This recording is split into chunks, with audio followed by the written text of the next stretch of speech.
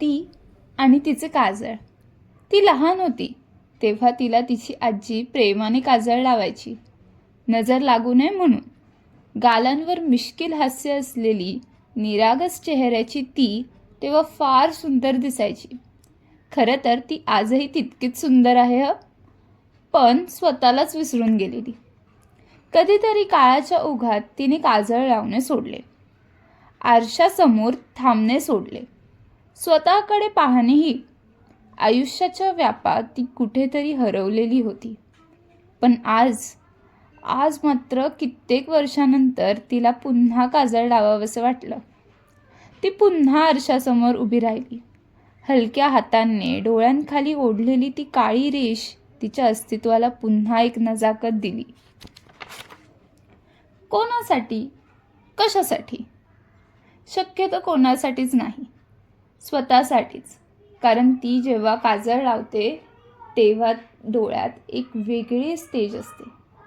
त्या डोळ्यात भावना भरलेल्या कथा असतात, न सांगितलेल्या कविता असतात. काजळ लावलेले डोळे जणू एखादे मौल्यवान दागिने, सौंदर्याचा मुकुट. ती जेव्हा काजळ लावते तेव्हा तिचे रूप फक्त सुंदर राहत नाही, तर आत्मविश्वासाने उजळते. तिच्या डोळ्यात पाहिले की संवाद करावंसं वाटतं.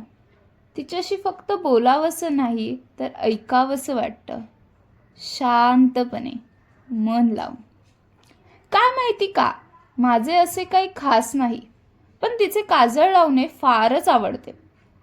तिला ते आवडते की नाही माहिती नाही, कदाचित कधी तिने जाणवलंही नसेल.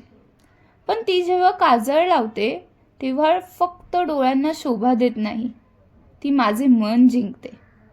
त्या काळ्या रेषेत एक जादू असते जी सरळ माझ्या मनावर अधिराज्य गाजवते. तिचे डोळे मग नुसते डोळे राहत नाहीत, ते मला बघतात, मला समजून घेतात आणि कधी कधी मला गुंतवून टाकतात. काजळ तिच्या सौंदर्यात फक्त भर घालत नाही, ते माझ्या नजरेला तिच्याकडे बघायला एक नवीन दृष्टिकोन देते. पूर्वी तिच्या चेहऱ्यात फक्त गोडवा दिसायचा, आता त्यात एक गूढता, एक शांती, एक आकर्षण दिसते. आणि हे सगळे फक्त त्या एका काजळाच्या रेषेमुळे.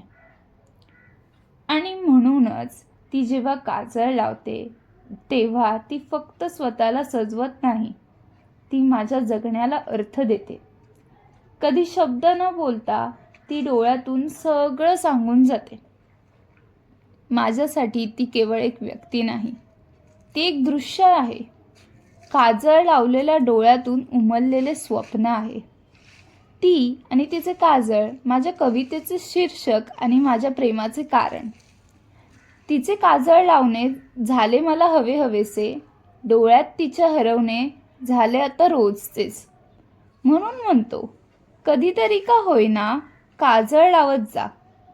माझ्या आवडण्यासाठी नाही, तुझे सुंदर दिसण्यासाठीही नाही, फक्त तुझ्या डोळ्यातील ती चमक, तो आत्मविश्वास आणि तो निरागसपणा जपण्यासाठी लाव. जर तुम्हाला असेच लेख वाचायचे असतील तर डिस्क्रिप्शन बॉक्समध्ये जाऊन तुम्ही हा लेख वाचू शकता. आणि खूप खूप धन्यवाद की तुम्ही माझं हे ऐकता, वाचता, मी लिहिलेले लेख, कविता. आणि सोबत लाईक, शेअर, सबस्क्राईब करायला चॅनलला अजिबात विसरू नका. जर तुम्हाला असेच लेख आणि कविता जर वाचायच्या असतील, ऐकायच्या असतील तर प्लीज